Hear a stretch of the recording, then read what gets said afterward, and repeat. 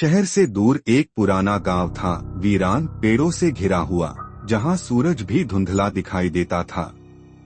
उस गांव के आखिरी किनारे पर एक टूटा फूटा हवेली नुमा घर था, जिसे लोग डायन का घर कहते थे।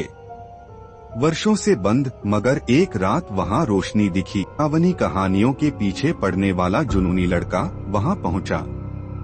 गांव वालों ने मना किया, वहां मत जाना बेटा, वहां की हवा भी जहर है। लेकिन अर्जुन रुका नहीं। घर में घुसते ही धूल, सड़ांध और अजीब सन्नाटा उसे चुभने लगा।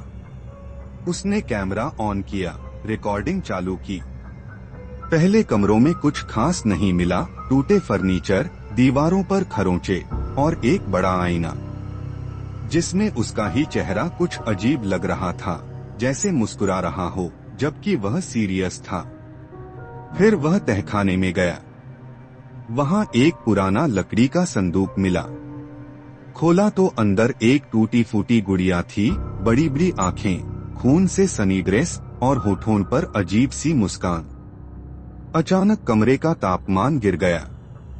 अर्जुन ने कैमरे की स्क्रीन पर देखा, पीछे कोई खड़ा था। मुड़ा, कुछ नहीं। गुड़िया अब जमीन पर थी। उसने उसे वापस रखा और जैसे ही मुड़ा, दरवाजा बंद हो गया। धड़ा, बिजली चली गई। अंधेरा।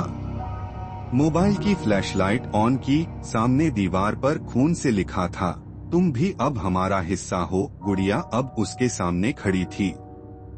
हाँ, खड़ी। उसके हाथ हिल रहे थे। अचानक उसकी आंखों से खून बहने लगा और वह चिल्लाई, एक तेज, नाक में गूंजने वाली चीख जो इंसान की नहीं थी। अर्जुन दौड़ा, मगर दरवाजे गायब थे। दीवारें बदल रही थीं।